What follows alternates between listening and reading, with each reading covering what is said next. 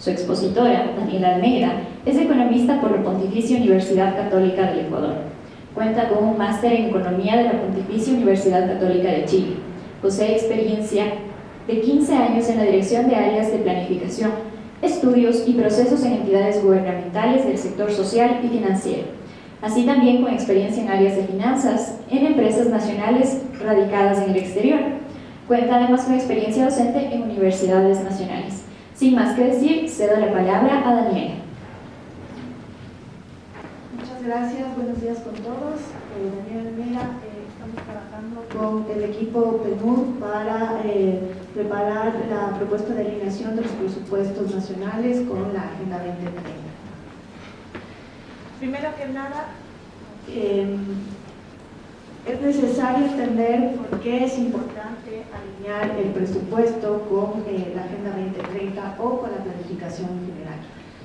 Como ustedes saben, los presupuestos públicos son una herramienta para la puesta en acción de la política pública. Es un reflejo de la planificación que permite instrumentar las acciones públicas a través de los recursos financieros. Si bien es cierto, también el presupuesto es una herramienta de política fiscal, pero su mano vinculada al desarrollo nacional se traslada como una herramienta justamente para poder poner en acción la política pública. Además, el presupuesto responde a las necesidades nacionales plasmadas tanto en la planificación nacional, sectorial o institucional y a la oportuna prestación de bienes y servicios a la ciudadanía. Y es así como se debería plasmar en el presupuesto. Si bien es cierto, podemos justificar el por qué alinear, para qué también es importante. No solo incorporar la Agenda 2030 a la planificación nacional y la vinculación con el presupuesto nacional permite contar con elementos para la toma de decisiones en la asignación de los recursos, también permite vincular de cierta manera los resultados de la gestión a través del cumplimiento de metas y objetivos esperados dentro del ciclo presupuestario. De hecho, es parte de implementar un presupuesto con enfoque hacia los resultados que permita también mejorar la calidad de la asignación de los recursos. Como un tercer justificativo para qué alinear el presupuesto, también permite la trazabilidad en el uso de los recursos. En qué estamos utilizando, para qué lo estamos utilizando y medir los resultados de esa utilización de los recursos, no solo para la rendición de cuentas a ciudadanos y a los financistas, sino también para poder hacer una asignación, reasignación o reenfoque de los recursos, contando en términos de calidad, de eficiencia, de impacto, con un enfoque hacia el cierre de brechas, que es finalmente el objetivo de la política nacional. Hay ejercicios previos que ha realizado el Ecuador en cuanto a incorporar la Agenda 2030 tanto en la planificación nacional como en el presupuesto. El Plan Nacional de Desarrollo 2017-2021 contó con un ejercicio de planificación realizado por la entonces Secretaría Técnica Planifica Ecuador, en la que vinculó los objetivos nacionales de desarrollo con los objetivos de desarrollo sostenible de la Agenda 2030. Si bien la imagen no se puede ver con mucha claridad, pero podemos ver cómo los objetivos nacionales se vinculan no solo a uno, sino a varios objetivos de la Agenda 2030. Este ejercicio inicial que hizo el ente de planificación contó con vincular no solo los efectos directos que los objetivos nacionales tenían en la Agenda 2030, sino también con efectos indirectos a través de las intervenciones o bueno, del resultado final que se esperaba con los objetivos nacionales del Plan 2017-2021. También se hizo un ejercicio a través del presupuesto general del Estado, se presentó en la proforma presupuestaria del año 2020 a la Asamblea Nacional como parte de los documentos que se presentó a la Asamblea, la asignación de los recursos presupuestarios a nivel de objetivos de desarrollo sostenible. A diferencia de la pantalla anterior, en donde vemos las vinculaciones a varios objetivos de la Agenda 2030, el ejercicio inicial que se presentó en ese entonces presenta una asignación de recursos presupuestarios iniciales que se concentran en objetivos específicos de la Agenda 2030. Como vemos, alrededor del 80% del presupuesto general del Estado estaba asignado a 2 objetivos de desarrollo sostenible: el objetivo 8, trabajo decente y crecimiento económico, con un 54,40%, y el objetivo 16, paz, justicia e instituciones sólidas, con un 25,56%. Principalmente este objetivo 16 está vinculado generalmente con las asignaciones presupuestarias de gasto corriente asignado a actividades innatas de las instituciones, por ejemplo, el gasto de bienes y servicios para el funcionamiento de las instituciones, el pago de recursos humanos, entre otros gastos operativos más de las instituciones. Y el resto de la asignación presupuestaria se divide en 5 objetivos de desarrollo sostenible adicionales, y solo un 1,65% está asignado a alrededor de 10 objetivos de desarrollo sostenible. Ahora, es importante señalar también que la asignación presupuestaria presentada en este ejercicio cubre los 17 objetivos de desarrollo sostenible. Ahora, el monto que se asigna a cada uno de ellos, como vemos en la pantalla, quizás no puede reflejar efectivamente los efectos de las actividades de las acciones públicas que se realizan a nivel nacional. En ese sentido, el trabajo que estamos tratando de llevar a cabo trata de presentar una metodología de alineación que refleje efectivamente los efectos de las acciones públicas a través del presupuesto general del Estado. Ahora, ¿cómo se vincula actualmente el presupuesto con la Agenda 2030? A lo largo de la región hay varias experiencias que se han realizado, tanto en México, en Costa Rica, Argentina, Uruguay y Colombia, que son algunos de los países que tienen más avanzados estos procesos de vinculación de la Agenda 2030 con los presupuestos nacionales.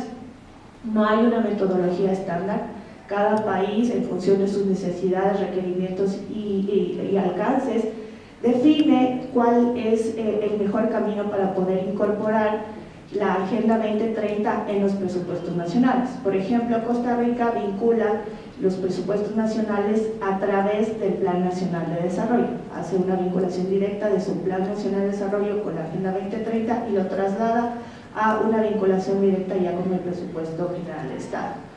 En el caso de México, por ejemplo, los programas presupuestarios se alinean a las metas ODS solo a nivel de seguimiento de resultados, más no de asignaciones presupuestarias específicas.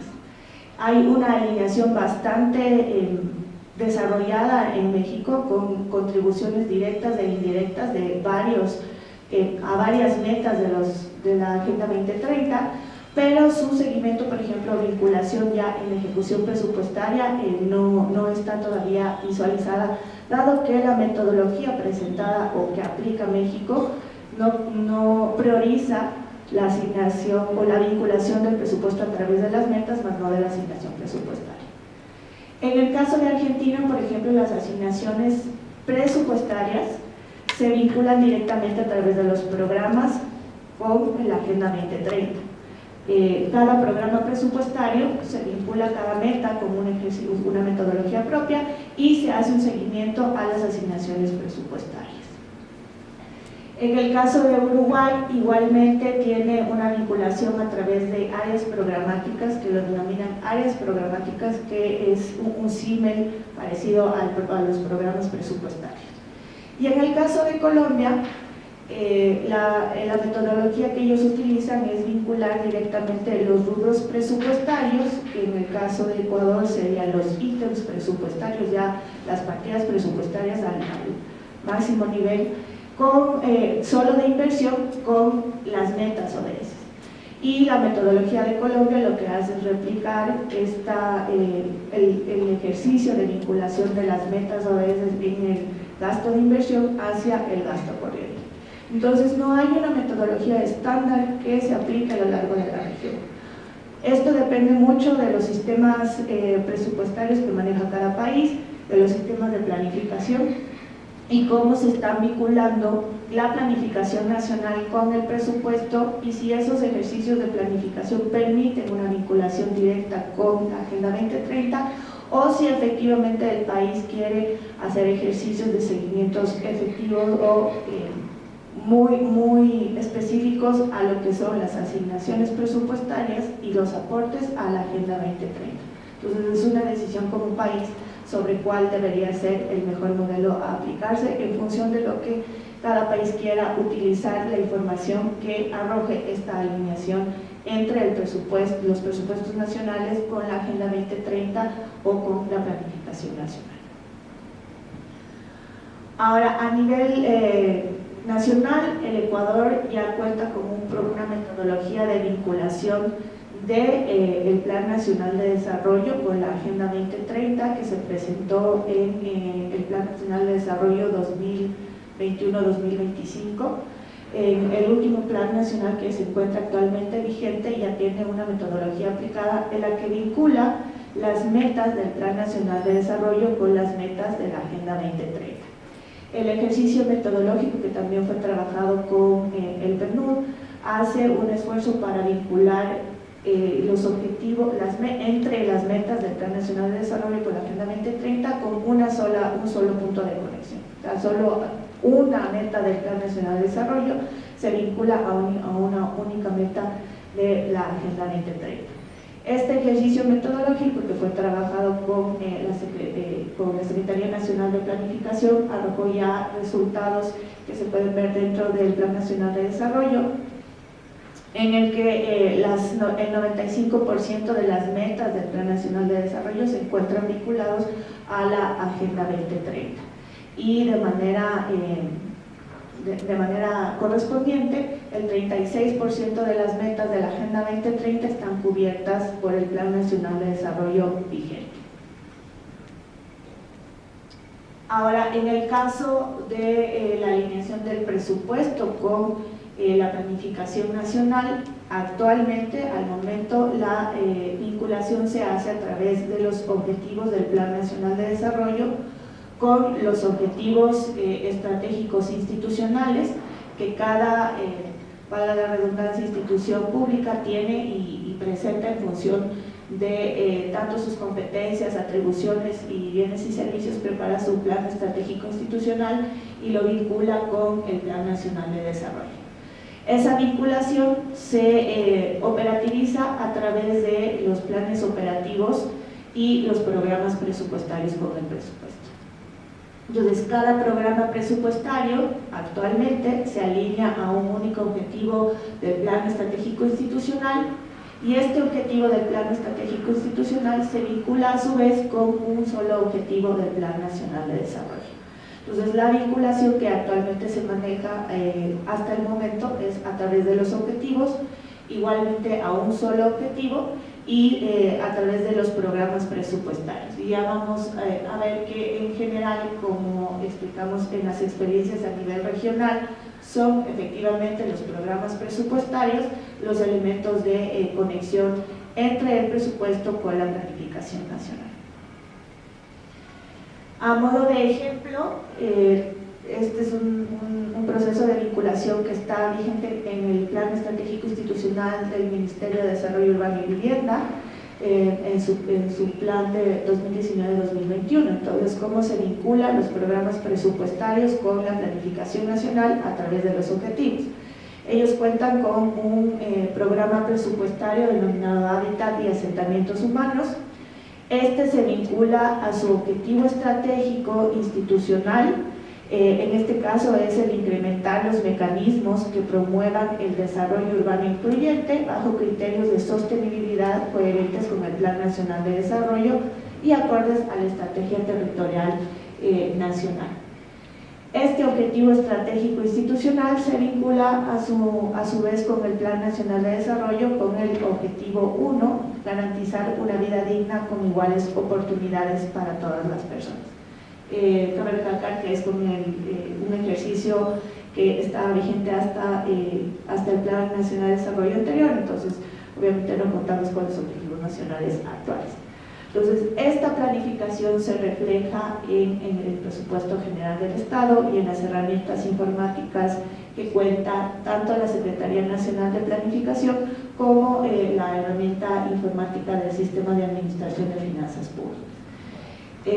La vinculación de los objetivos estratégicos a través de los objetivos puede efectivamente no reflejar los aportes que los bienes y servicios que produce cada institución generan en la ciudadanía y en la población. Dado esto, debido principalmente a que, obviamente, como ustedes vieron, los objetivos tal como están, como se presentan o se los detallan, son de manera muy general. Entonces, a través de las metas, que finalmente son las que operativizan, por así decirlo, los objetivos nacionales o los objetivos institucionales, hay un elemento de conexión metodológicamente mucho más efectivo en el momento de realizar alineaciones entre la planificación nacional y el presupuesto. Puede que los objetivos nacionales o más bien los objetivos institucionales no reflejen los resultados per se de la intervención pública, dado que el objetivo puede ser abarcativo y la meta, que ya finalmente es el resultado de las acciones que se vinculan a los objetivos nacionales, puede ser un mejor elemento para los procesos de alineación entre los planes nacionales y los presupuestos, en este caso el presupuesto general del Estado. Otro elemento que es necesario considerar es que las acciones públicas o las intervenciones de política pública tienen efectos, en muchos casos, directos en varios sectores. Por ejemplo, programas de protección social, que generalmente un programa de protección social que se puede vincular a un solo programa presupuestario puede presentar efectos directos en la población, no solo, por ejemplo, en temas de salud, sino también en temas de empleo, en mejorar sus ingresos individuales, y esos efectos son directos, no indirectos, y no se reflejan en los ejercicios de vinculación entre el presupuesto y la planificación nacional. Esto puede presentar ciertas distorsiones al momento de utilizar los resultados de la vinculación plan-presupuesto. Entonces, tal como vimos en el ejemplo de la reforma presupuestaria 2020, no necesariamente las acciones presupuestarias los efectos directos de las acciones presupuestarias previstas en el presupuesto general del Estado tienen un impacto directo únicamente al objetivo de desarrollo 8, que era trabajo digno y crecimiento. Ahora, parte de la propuesta de vinculación entre el Plan Nacional de Desarrollo y el Presupuesto General del Estado es utilizar el punto de conexión, como hemos visto, con la planificación a través de las metas nacionales y a nivel institucional a través de las metas institucionales que presente cada programa presupuestario, dado que las metas son las expresiones más concretas y cuantificables de la planificación.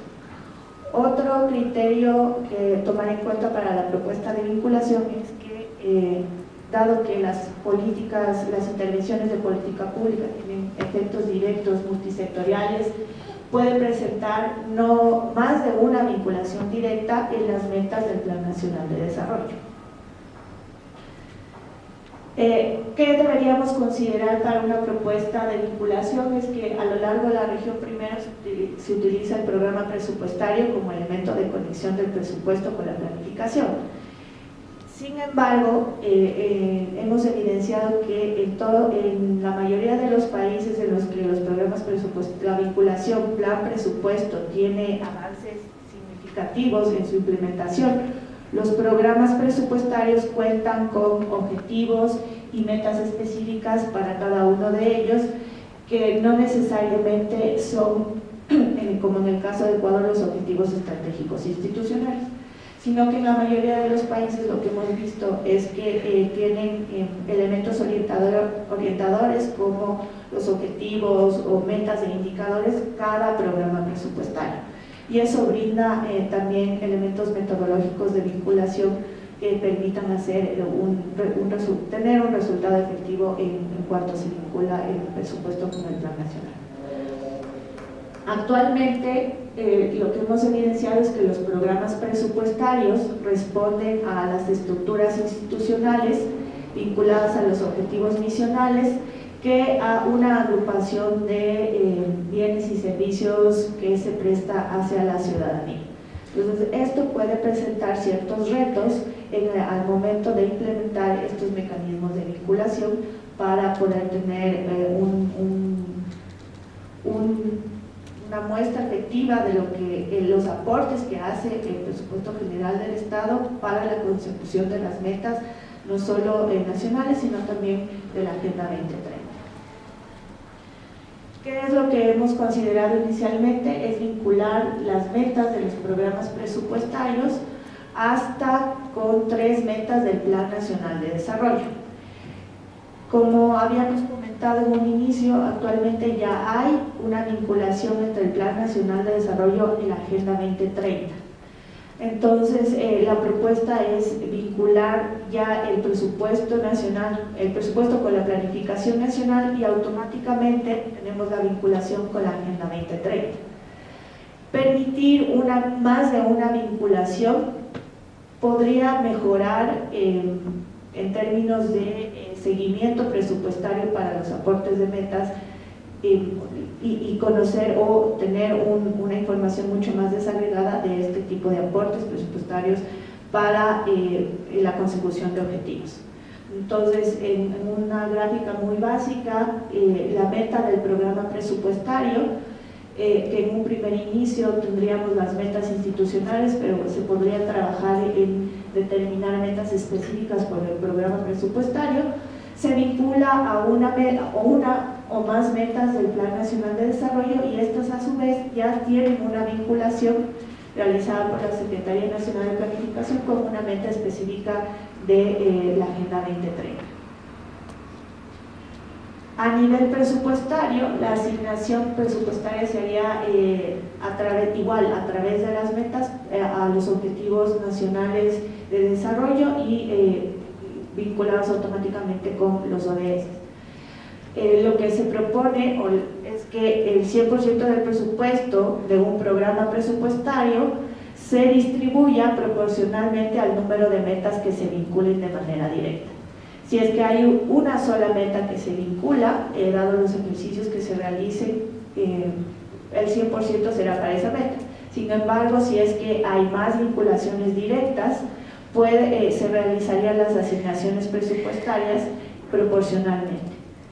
Esto puede, en un ejercicio previo consideramos que no podría presentarse más de 3 o 4 vinculaciones con el Plan Nacional de Desarrollo, dado que las metas del plan son bastante específicas y eso permite también unos ejercicios mucho más eficientes. Sin embargo, pueden haber o se pueden presentar algunos ejercicios de vinculación en los que las metas o los aportes pudieran ser indirectos, y eso también lo estamos trabajando en la metodología para que en esos casos cuáles serían los criterios metodológicos que deberían considerarse para tener una alineación efectiva.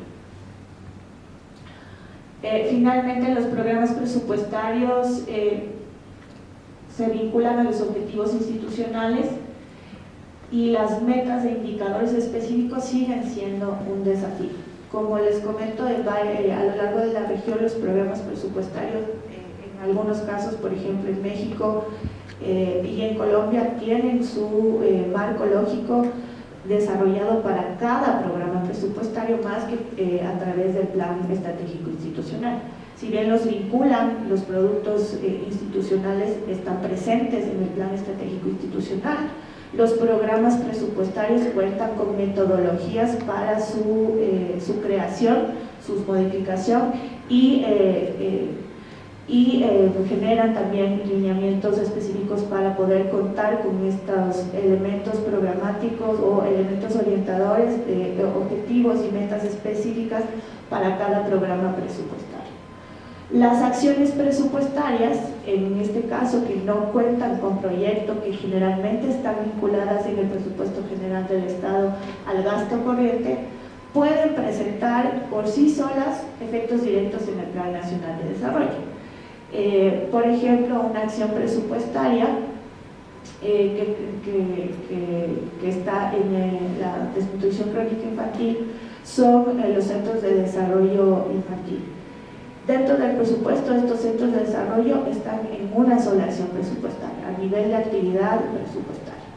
Y esa sola actividad que no está vinculada no tiene una vinculación a nivel de proyecto, sino solo está atado directamente a un programa, esa acción por sí sola tiene un efecto directo en el Plan Nacional de Desarrollo y la Agenda 2030.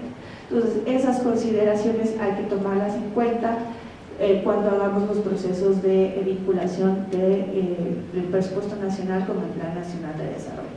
Hay particularidades que encontramos en instituciones específicas. No hay una generalidad, depende obviamente del objeto de la institución y de cómo la institución al interior se organiza y estructura su presupuesto. Finalmente, los proyectos de inversión, como ustedes conocen, la mayoría de ustedes conocen, cuentan con una guía específica y con un marco lógico específico con objetivos y metas que se vinculan directamente a la planificación institucional y a la planificación nacional. Contar con estos elementos lógicos de objetivos y metas también permiten una mejor alineación. Entonces, estas son las consideraciones que debemos tomar en cuenta para efectivamente ver los niveles o determinar el elemento o el punto de conexión del presupuesto con el Plan Nacional de Desarrollo, considerando particularidades, especificidades y los elementos y documentos metodológicos que tengamos a nivel nacional, sectorial e institucional que permitan una correcta alineación. Ahora, los retos del proceso es que determinar si el punto de vinculación desde el presupuesto podría realizarse en la categoría de proyecto presupuestario, tomando en consideración los elementos orientadores de objetivos y metas.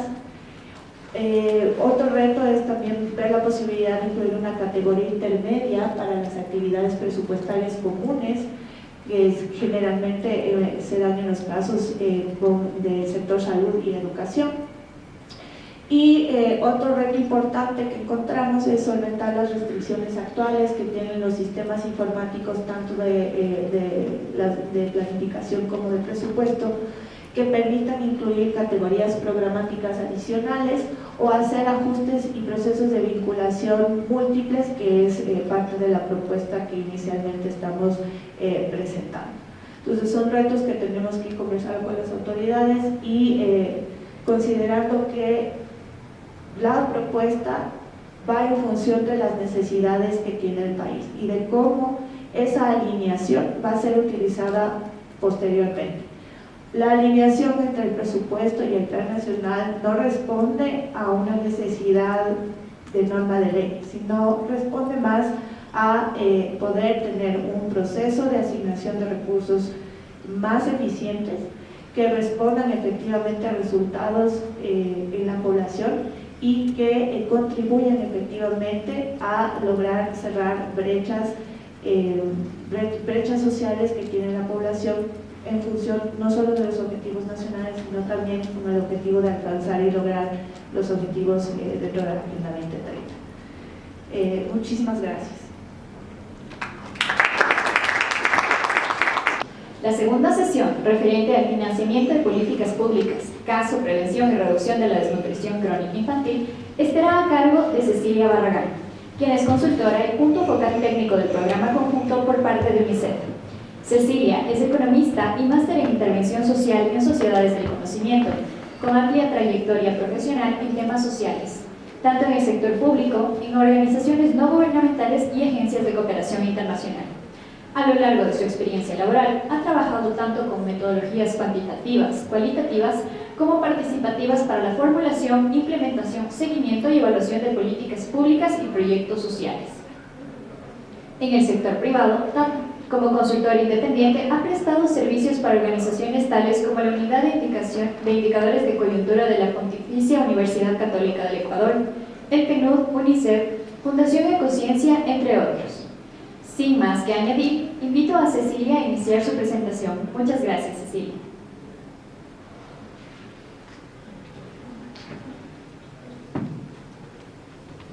Muchas gracias. ¿Se escucha? Muchas gracias, buenos días con todos y todas. Bueno, efectivamente, como ya se ha mencionado, vamos a presentar el caso del financiamiento de políticas públicas, específicamente de la reducción de la desnutrición crónica infantil. Y aquí quizás voy a hacer solamente una síntesis de cuáles son los contenidos que vamos a abordar a lo largo de esta intervención. Vamos a arrancar con una breve ilustración del contexto. Seguidamente, el Marco Nacional de Financiamiento Integrado para la Política de la Desnutrición Crónica Infantil, específicamente el abordaje desde los recursos públicos. Y finalmente vamos a hacer un barrido de algunas conclusiones del trabajo ejecutado por UNICEF en el marco del proyecto. Y aquí quizás muy rápidamente quisiera contextualizar estas acciones en el proyecto, que es precisamente el de financiando los ODS con una mirada en la desnutrición crónica infantil. Este proyecto contiene dos grandes componentes. El primero de carácter macro, que consiste precisamente en estructurar un marco nacional de financiamiento, y aquí evidentemente es apoyar al gobierno, estructurar un marco nacional de financiamiento para el desarrollo sostenible. Y un segundo, que es precisamente en el que se sitúa el trabajo realizado, que es la aplicación concreta de ese marco nacional de financiamiento en la política de reducción de la desnutrición crónica infantil. Y aquí mencionar que el trabajo de UNICEF se centra en el apoyo al Estado, particularmente en dos líneas: en la alineación, movilización y uso más eficiente de los recursos, y posteriormente, una vez que digamos, concluyamos las actividades planteadas, en la sistematización y la propuesta de escalamiento a otras políticas prioritarias que, al igual que la desnutrición crónica, tengan efectos multiplicadores en los ODS. Y aquí también vale la pena recalcar que, si bien ya lo mencionó la subsecretaria María José Enríquez, el rol de UNICEF se restringe a la parte de los recursos públicos, pero también hay un rol de PMA que tiene que ver precisamente con la alineación de los recursos privados a la política de reducción de la desnutrición crónica y, por supuesto, a la generación de mecanismos de coordinación y diálogo con diversos actores precisamente alrededor del financiamiento de la reducción de la desnutrición crónica infantil. Sin más, paso más bien a compartir con ustedes algunos elementos del contexto económico nacional que son relevantes a la hora de analizar el financiamiento de la desnutrición crónica infantil. Y aquí, quizás únicamente y de forma sintética, mencionar que el desempeño fiscal desde 2013 presenta primero una reducción de los ingresos, con una pequeña recuperación en 2017 y 2018 con respecto al 2016, que, como bien sabemos, fue el año del terremoto de Manabí y Esmeraldas, una reducción del gasto, excepto en 2018 con relación al año anterior, un incremento del déficit, un incremento del endeudamiento y un incremento de los costos financieros de la deuda, que como porcentaje del PIB se han multiplicado más de 3 veces en 8 años. Y esto es relevante para el financiamiento de las políticas sociales, en la medida en la que estos costos financieros podrían desplazar el gasto social. Sumado a ello, mencionar que el efecto de la pandemia no es menor a la hora de dialogar alrededor de los mecanismos de financiamiento. Y en este sentido, colocar este dato que no es menor y que precisamente entre septiembre de 2019 y marzo del 2021 hubo un crecimiento negativo del Producto Interno Bruto, que solo se ha podido superar el segundo semestre de 2021 y que el crecimiento que se presenta resulta insuficiente para que la trayectoria actual del crecimiento de la deuda pública sea sostenible. Y esto, claro, debido a todas las condiciones del contexto. Ahora, en cuanto a la desnutrición crónica infantil, cabe destacar, muchos de ustedes conocen perfectamente esto, más aún cuando es una temática y una problemática que se ha colocado como una prioridad del gobierno nacional. Y aquí quizás reiterar datos que ya lo mencionó el representante de UNICEF, así como la subsecretaria María José Enríquez, y es que en el Ecuador 1 de cada 4 niños y niñas menores de 5 años presenta desnutrición crónica infantil.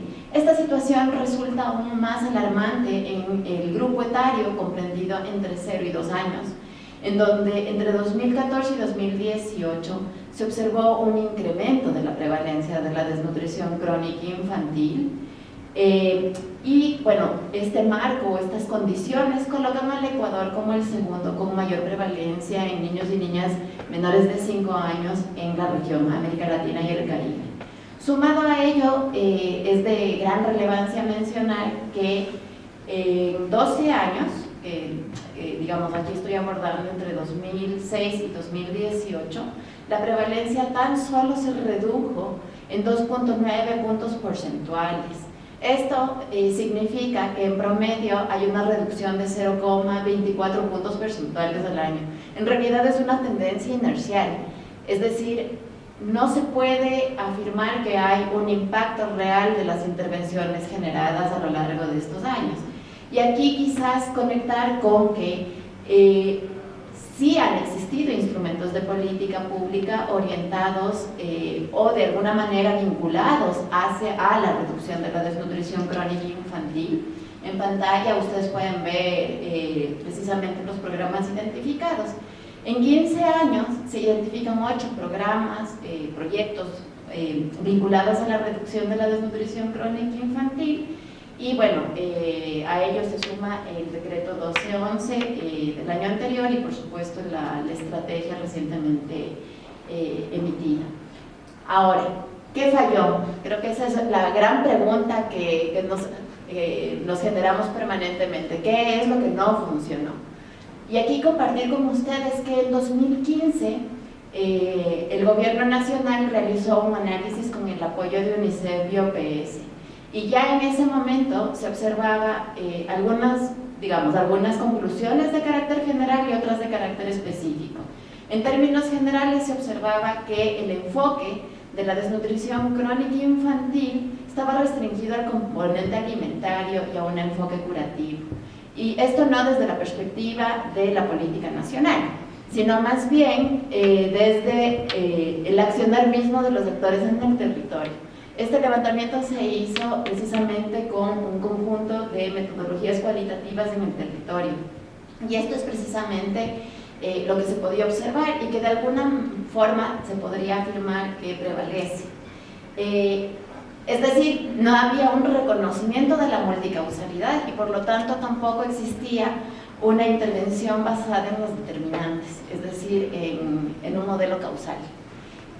Otro elemento fundamental es que no se reconocía la ventana de oportunidad y esto también está vinculado precisamente con este enfoque más de carácter curativo y restringido a los temas alimentarios.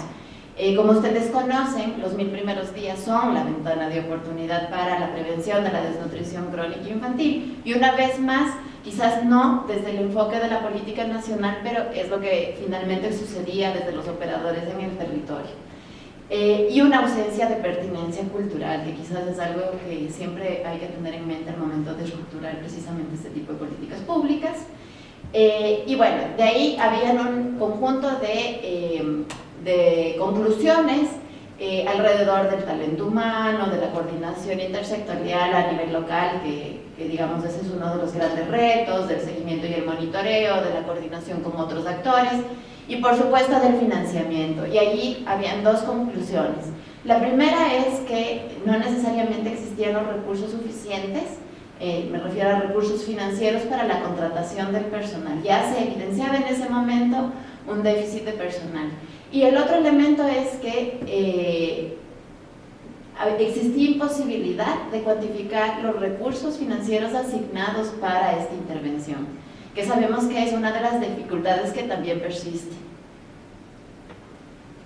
Ahora, ¿qué ha pasado en términos de la política pública? En el último periodo, y aquí recojo una vez más lo ya mencionado por la subsecretaria Enríquez, y es que se emitió en 2020 un decreto ejecutivo, el decreto ejecutivo número 1211, en donde ya se coloca al centro los 1000 días, que si bien estaba, digamos, en políticas anteriores se había considerado, no necesariamente se había planteado un paquete priorizado específico y centrado en los 1000 días.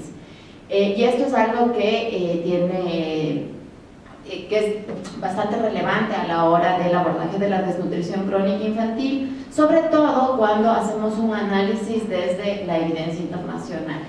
Bueno, y este paquete que se establece en el marco de la implementación de la estrategia Ecuador Crece sin Desnutrición Infantil contempla básicamente un conjunto de prestaciones concentradas en el sector salud, que incluye el esquema de vacunación oportuno y completo, el control prenatal, el control del niño sano, pero acompaña también esto desde la perspectiva de la intersectorialidad y del reconocimiento de la multicausalidad, de la consejería por parte de los servicios del MIES, y contempla adicionalmente la convergencia de un conjunto de otros servicios que son de alta relevancia para combatir la desnutrición crónica infantil, como son el registro e inscripción, que es una tarea natural del registro civil, las transferencias monetarias, pensando en la convergencia del bono variable con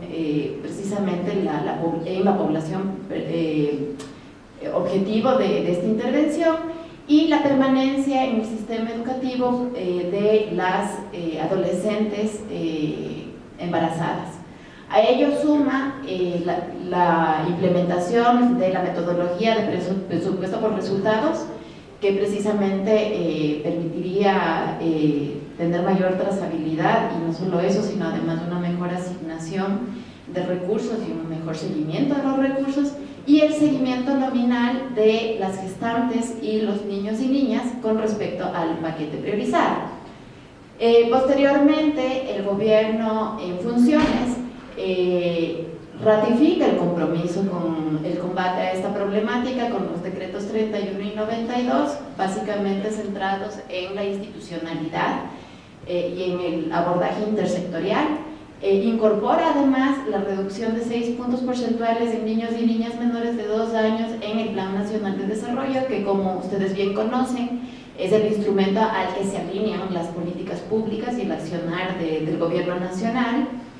Y bueno, incorpora adicionalmente a través del Plan Estratégico Intersectorial para la Prevención y Reducción de la Desnutrición Crónica Infantil un paquete básico que amplía las intervenciones, amplía el rango etario de intervención y coloca sobre la mesa algunas intervenciones, y entre ellas, y quizás la de mayor relevancia, la de agua y saneamiento, que tiene una relación directa con las enfermedades infecciosas. Ahora, una vez que se ha descrito este marco más bien de política pública, ¿en qué consiste el Marco Nacional de Financiamiento para la Política de Reducción de la Desnutrición Crónica Infantil desde esta perspectiva de los recursos públicos? En primer lugar, en conocer cuál es la brecha de financiamiento.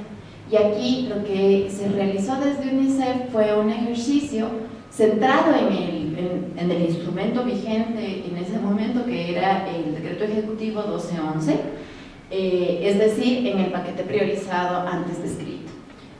Adicionalmente, en la formulación de una propuesta de un instrumento para alinear y movilizar recursos públicos, y también, como mencioné inicialmente, en el diseño de un instrumento para un uso más eficiente de los recursos públicos, particularmente de este paquete priorizado. Y aquí, voy a compartir un poco con ustedes, partiendo precisamente del esquema antes presentado, algunos de los elementos de la estimación de la brecha de financiamiento. Como mencioné hace un momento, hay una concentración en las prestaciones del Ministerio de Salud, particularmente del primer nivel de atención, en donde se realiza la vacunación, el control prenatal y el control del niño sano. Y aquí algunas consideraciones que además constituyen retos, algunos de ellos a la hora de establecer una estimación de la brecha de financiamiento. Lo primero es que en el caso del Ministerio de Salud existen insumos de uso exclusivo, pero hay otros que son de uso común a las prestaciones. Particularmente esto sucede en el primer nivel de atención.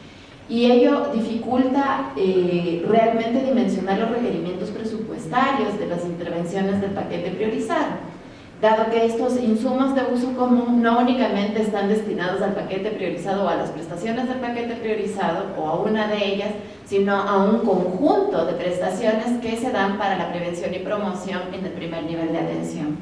El otro elemento es que la forma de adquisición. Y aquí mencionar que muchos de los insumos de uso común se adquieren directamente desde los territorios, es decir, desde las DODES.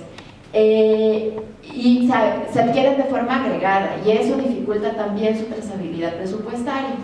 Al igual que en el caso de los insumos, el talento humano también es compartido para diversas prestaciones en el caso del Ministerio de Salud. Sumado a ello, los sistemas de información no necesariamente permiten obtener información desagregada como lo que se esperaría, digamos, para hacer efectivamente un seguimiento de los insumos del paquete priorizado. El seguimiento nominal ha dado grandes pasos en los últimos años, sin embargo, aún es parcialmente implementado y finalmente no necesariamente se reflejan los servicios conexos, que son todos estos servicios que no necesariamente son los que se dan al momento de la prestación, sino son todos estos servicios también de apoyo que posibilitan una efectiva prestación de aquellos elementos del paquete priorizado. Por su lado, en el caso del Ministerio de Inclusión Económica y Social, quizás ahí sí hay programas presupuestarios propios para cada prestación. Sin embargo, muchas de las prestaciones se realizan vía convenios y eso también dificulta la trazabilidad de las partidas presupuestarias. Al igual que en el caso del Ministerio de Salud, las prestaciones son intensivas en talento humano. En este caso, sí están específicamente orientadas a la prestación de estos servicios. En el caso del Ministerio de Inclusión Económica y Social, además por las propias características de la prestación del servicio, los sistemas de información sí permiten además conocer cuáles son los niños atendidos. Y finalmente mencionar que estos servicios permiten además fomentar la demanda de los servicios de salud, es decir, hay una interconexión entre ambos servicios. El ejercicio de estimación de la brecha realizado para 2021 además incorporó de cara al seguimiento a lo que está sucediendo con la desnutrición crónica, a la evolución de la prevalencia de la desnutrición crónica, el pilotaje de la encuesta nacional de desnutrición, pero no incorporó la estimación anual de lo que implicaría realizar o desplegar esta encuesta. Eso debido a que en ese momento no se conocía y no se podía estimar aún ese monto. Y por parte de la Secretaría Técnica, Ecuador Crece Sin Desnutrición Infantil, se incorporó también una campaña comunicacional en ese momento bastante más acotada que la que está planteando actualmente la Secretaría, con una duración de no más de 6 meses, y bueno, que consideraba más bien trabajar en mensajes educomunicacionales, que eso coincide en gran medida con lo que está planteando ahora la Secretaría. Bueno, con todos estos elementos se plantearon varios escenarios, de ellos estos dos fueron los que digamos fueron los más los que se colocaron sobre la mesa en ese momento. El primero fue el de la brecha de financiamiento considerando el déficit de personal en los 90 cantones priorizados por la estrategia, que alcanzaba alrededor de 91 millones de dólares, y un segundo escenario considerando el déficit de personal del Ministerio de Salud a nivel nacional, que alcanzaba alrededor de 155 millones de dólares. Ahora, a partir de ese momento se han tomado una serie de definiciones de política pública enmarcadas en el plan estratégico, y con ello se han sumado un conjunto de acciones como las brigadas que María José Enrique mencionó, que van a anunciarlas el día de hoy. Hubo un ajuste del talento humano también a través de un análisis minucioso por parte del Ministerio de Salud, en donde ya no contempla únicamente parámetros del OPS, sino la constitución de equipos de AIS en el primer nivel de atención. Se consideran además brigadas del registro civil, y bueno, además incorpora soluciones domiciliarias de agua. Esto, por supuesto, genera un crecimiento no menor en la brecha,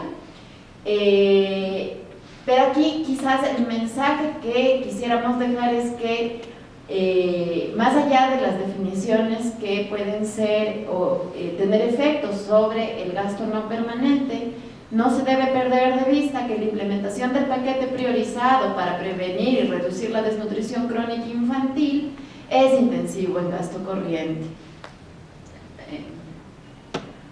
Ahora, con estos elementos, como había mencionado previamente, se realizó una propuesta de instrumento para alinear y movilizar recursos públicos.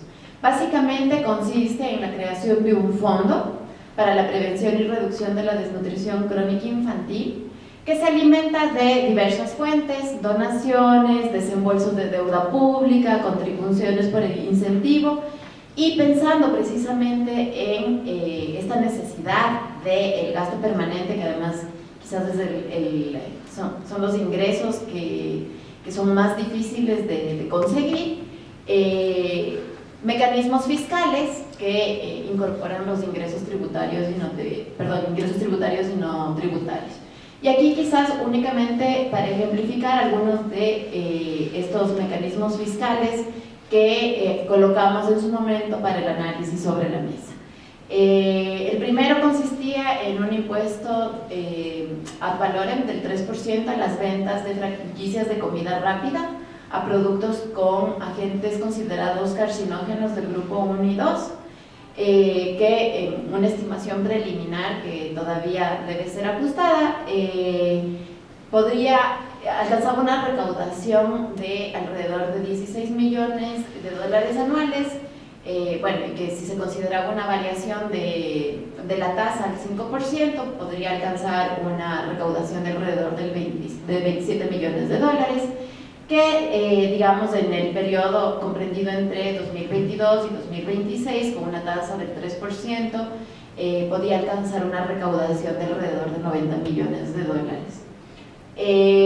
Otro ejemplo era precisamente, y quizás con una gran coincidencia con la reforma tributaria, era incorporar un bracket adicional al impuesto a la renta para gravar aquellos ingresos a personas naturales mayores a $1 millón, que considerando la tasa de evasión podía alcanzar una recaudación anual de alrededor de 68 millones de dólares, que en el periodo comprendido entre el 2022 y 2026 podía alcanzar una recaudación de 350 millones de dólares más o menos.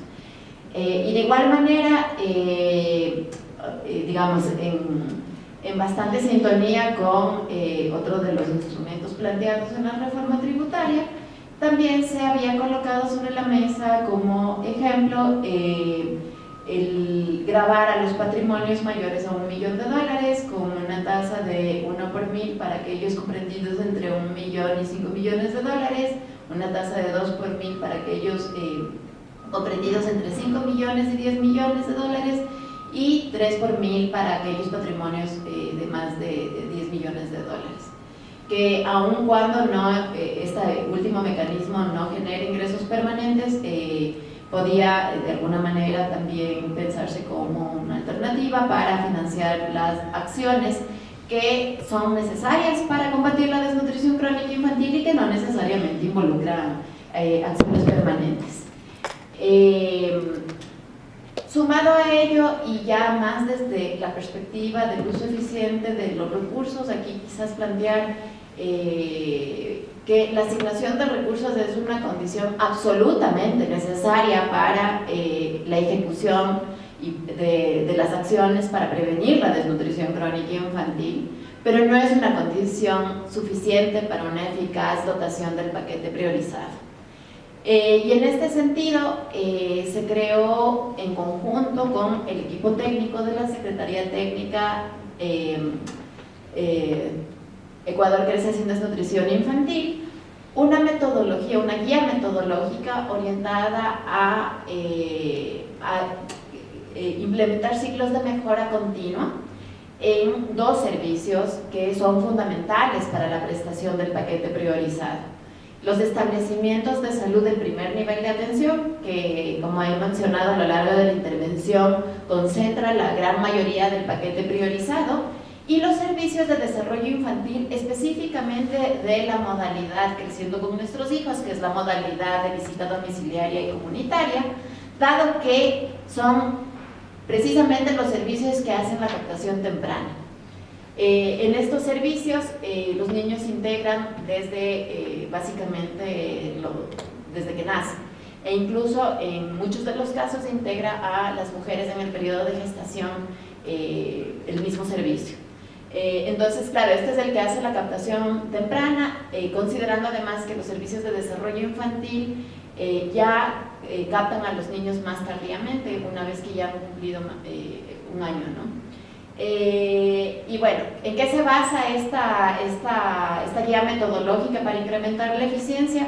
Básicamente en hacer un diagnóstico y un análisis de cuáles son aquellos nudos críticos que impiden una efectiva dotación del paquete priorizado, de la formulación de un plan de mejora centrado en aquellos elementos que efectivamente pueden ser resueltos desde ese nivel, porque como conocemos, no todos los nudos críticos se generan a nivel de unidad operativa, sino que también hay una serie de procesos que inciden en otros niveles de planificación, desde el nivel central, en la zona, en el distrito, y que finalmente repercuten sobre la dotación del paquete. La implementación de ese plan de mejora, la verificación de los resultados y finalmente la retroalimentación, que da lugar precisamente a una nueva consolidación de un plan de mejora. Y aquí la metodología lo que plantea es básicamente un proceso de observación del propio equipo que se conforme para la revisión de los procesos en las unidades operativas, y también la consulta a aquellos actores que son protagonistas de los procesos. Otro elemento que ya he mencionado en mi intervención es que el primer nivel de atención de salud concentra las prestaciones del paquete priorizado, y considerando la propia dinámica institucional del MSP, la mejor garantía de la implementación adecuada del paquete priorizado es el fortalecimiento del sistema de salud en su conjunto. Sumado a ello, que si bien las condiciones actuales no permiten que todas las prestaciones del paquete sean financiadas con gasto permanente, y aquí me refiero particularmente a aquellas prestaciones del MIES y del MSP, progresivamente se deben incluir en este tipo de gasto para garantizar su sostenibilidad.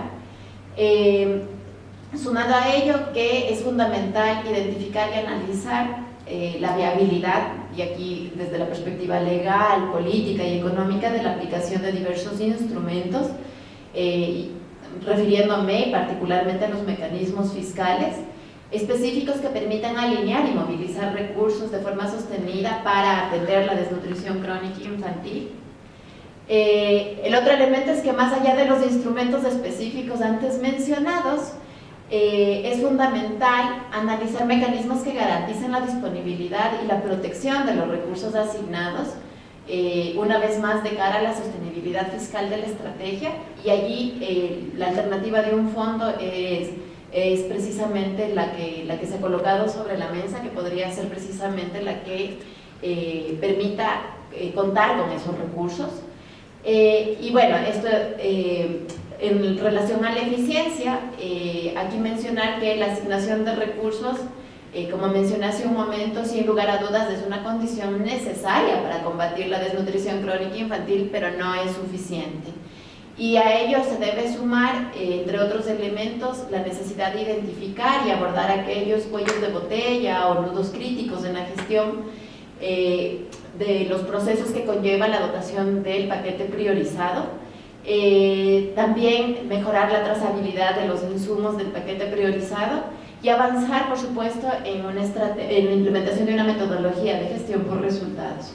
Y finalmente, y de modo muy general, recordar que invertir de forma sostenida en la prevención y reducción de la desnutrición crónica es un requisito indispensable para avanzar hacia los ODS.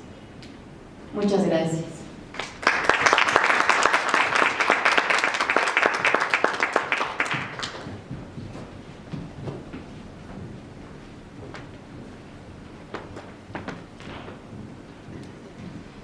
Muchas gracias a Cecilia por su intervención. Las alianzas entre múltiples partes interesadas y los recursos, los conocimientos y el ingenio del sector privado, la sociedad civil, la comunidad científica, los parlamentos, las autoridades locales, los voluntarios y otras partes interesadas serán importantes para movilizar e intercambiar conocimientos, pericia, tecnología y recursos financieros, complementar los esfuerzos de los gobiernos y apoyar el logro de los objetivos de desarrollo sostenible, de manera particular en los países en desarrollo. Con esto, quiero invitar a Natalia Almeida, subdirectora de la Alianza para el Emprendimiento e Innovación. Natalia es ingeniera comercial con especialidad en marketing. Tiene más de 10 años de experiencia en áreas de dirección, seguimiento y monitoreo de proyectos. Dentro de los proyectos más importantes que ha llevado a cabo con AEI es la construcción y desarrollo de la Estrategia Ecuador Emprendedor, Innovador y Sostenible 2030. Ha liderado proyectos de reactivación productiva y desarrollo sostenible, al igual que proyectos de coordinación público-privada en el diseño de política pública para el emprendimiento, tales como Reinventa Ecuador, Ley Orgánica de Emprendimiento y la Innovación, Proyecto de Promoción de Políticas de Emprendimiento para Migrantes y Refugiados junto a UNCTAD, entre otros. Con esto quiero invitar a Natalia Almeida, quien compartirá la iniciativa Reinventa Ecuador como un recurso innovador en las finanzas para el desarrollo. Adelante, Natalia. Muchísimas gracias. Buen día con todos. Espero que la información que les voy a compartir sea útil y, como mencionó nuestra moderadora, son esfuerzos de diferentes actores que se suman a través de una misma visión, que es potenciar el emprendimiento y la innovación. Y de eso se van surgiendo, de acuerdo a las circunstancias o hacia las coyunturas, las diferentes iniciativas, justamente para ir solventando los diferentes desafíos que tenemos en nuestro país. La AEI, como les menciono, es una red de actores, ya más de casi 150 actores en el país y también con algunos actores a nivel internacional, que en conjunto generamos diferentes acciones. En conjunto, todos estos diferentes logos que están aquí, identificamos iniciativas para fomentar el emprendimiento y también para promover más innovación en el país. De los principales logros que tenemos es que hemos sido asesor técnico para la construcción de la Ley de Emprendimiento e Innovación.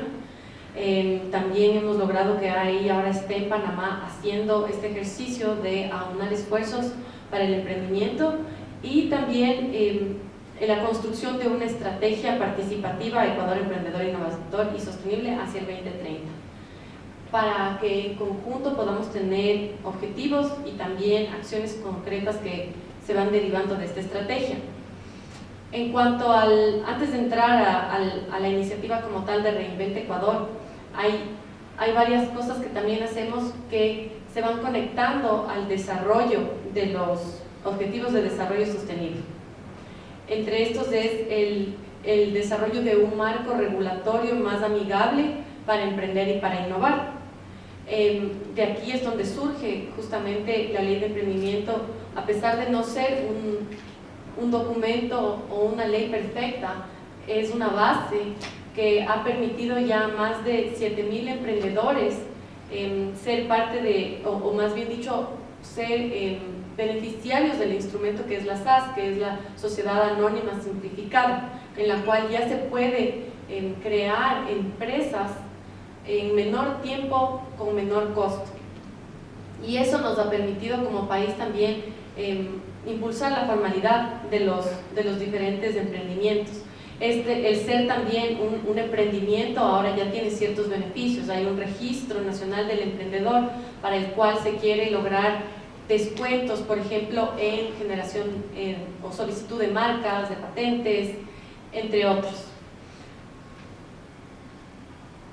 Además, a través del trabajo aunado de los diferentes actores, ya hemos logrado apoyar a emprendedores como tal.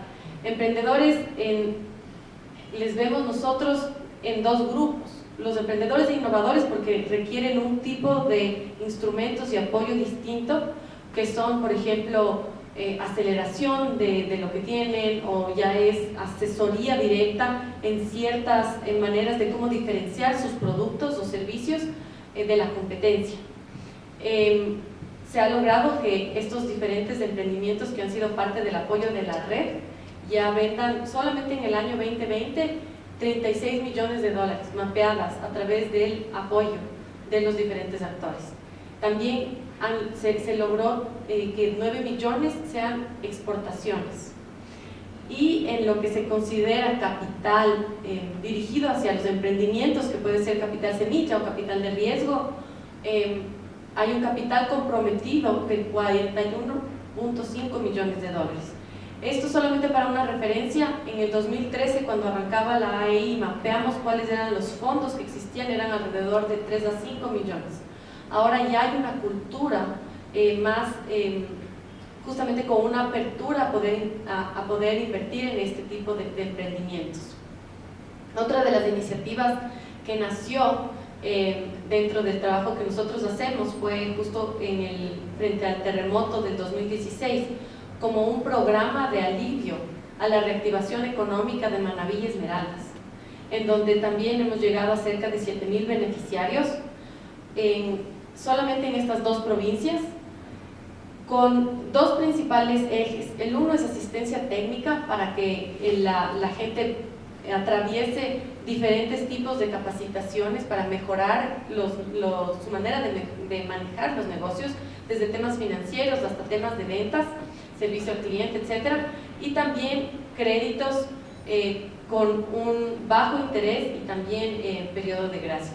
Esto ha sido posible a través de la conformación de un fideicomiso de diferentes aportantes y también operadores que nos han ayudado a que estos beneficiarios tengan todo lo que necesitan para que hoy por hoy tengan ingresos para sus familias. Este ingreso aumentó 136% del ingreso promedio familiar, y también el 91% de la utilidad total que ellos generaban previamente. Esto funciona a través de, primero se identifican cómo están esos emprendimientos y se vinculan comercialmente para que puedan tener una demanda real, y también que puedan acceder a estos capitales, estos créditos que les permita a ellos crecer, conseguir inventarios, etc. Como les mencionaba, asistencia técnica es el otro eje fundamental para que ellos logren eso y finalmente tengan un mercado asegurado. Otra iniciativa que también se ha logrado con el trabajo de los diferentes actores es el programa Se Puede. El programa está dirigido hacia los agroemprendedores de Sierra Norte y también en la Amazonía del país. Este programa cuenta con una plataforma en línea para capacitar a estos agroemprendedores, a estas asociaciones también que buscan mejorar su calidad de vida a través de las ocupaciones que tienen actualmente, pero haciéndolo un poco más efectivo, utilizando bien el suelo, las semillas, etc. Esta plataforma es completamente gratis y ya tenemos más de 45,000 personas certificadas. Hemos logrado también programas de becas, de diplomados con la Universidad de las Américas, en las cuales hay personas de comunidades indígenas que ya han podido acceder a educación de cuarto nivel y ha logrado recaudar casi cerca de $1 millón para poder apoyar de todas estas diferentes maneras que les he comentado. ¿Cuáles son los ODS que nosotros hemos mapeado que son impactados a través de estos programas? Son, aparte del 8 y el 9, que es desde la AI, eso no les dije previamente, pero el 8 y el 9 son, digamos, los ODS que nosotros, a través de todas las cosas que hacemos, son los que más impactamos. En este proyecto específicamente hablamos de salud y bienestar porque es uno de los indicadores que tenemos de cómo a través de estos beneficiarios también logramos tener un impacto en la desnutrición crónica infantil, para que estos beneficiarios aseguren que la alimentación de sus hijos sea apropiada, que también estén vacunados, etc. Educación también, para que ellos puedan recibir las diferentes maneras de apoyo, ellos tienen que asegurar que sus hijos están siendo educados. Y finalmente, equidad de género, que nosotros vemos que al menos el 30% de los beneficiarios tienen que ser mujeres.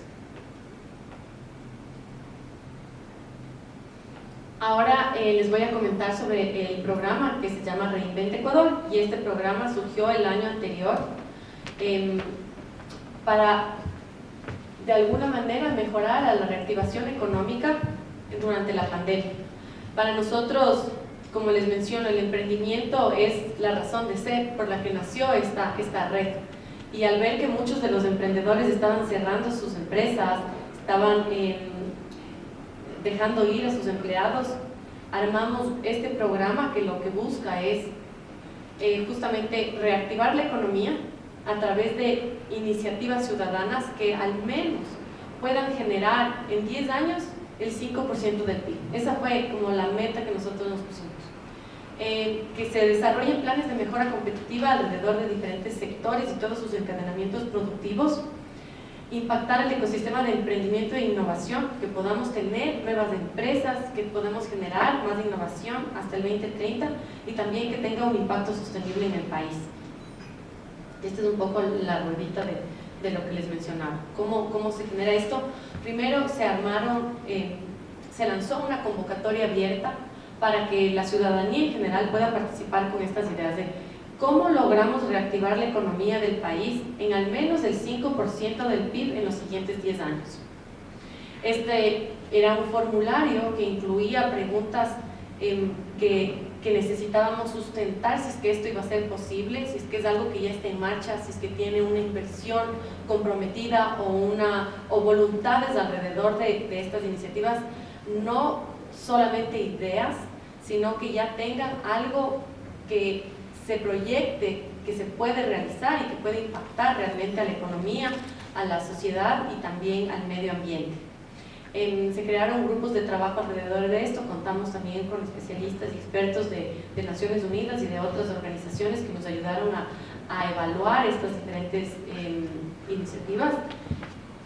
Se sumaron actores también, se sumaron y se integraron con otras alianzas importantes como Diálogos Vitales, y con esto buscamos, como les menciono, que se pueda tener ya un impacto a nivel país. Para estos diferentes tipos de programas suelen unirse también otros actores que tal vez no son parte de la red. Creo que esto es importante porque se buscan sinergias con los diferentes actores que o están lanzando programas similares o que se tenga algún tipo de propósito que nos une. Entonces esta es la pared de los aliados en las que se sumaron incluso medios de comunicación para poder contar esto a nivel nacional. Tuvimos más de 700, en total 786 ideas postuladas de todos los rincones del país, de todas las provincias. En esta convocatoria tuvimos que hacer una selección, como les digo, muy minuciosa, tomando en cuenta todos estos diferentes factores que permiten ver si es que era factible realizar estos proyectos. Luego de haber seleccionado ya unas iniciativas, lo relacionamos en qué sectores se iban a implementar estas iniciativas para que puedan jalar a todos los demás actores de la cadena productiva de los mismos.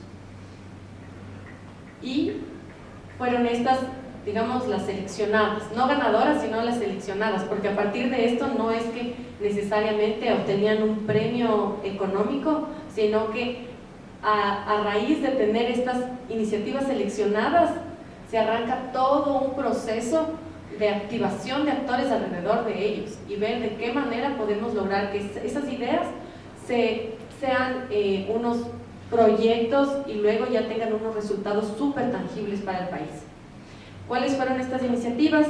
Como pueden ver, biotecnología industrial, está el ecosistema sectorial financiero, agroexportación no tradicional, el tren multipropósito, construcción de vivienda, ecosistema de emprendimiento e innovación en minería responsable, alianza para la producción del cáñamo industrial y medicinal y nutrición.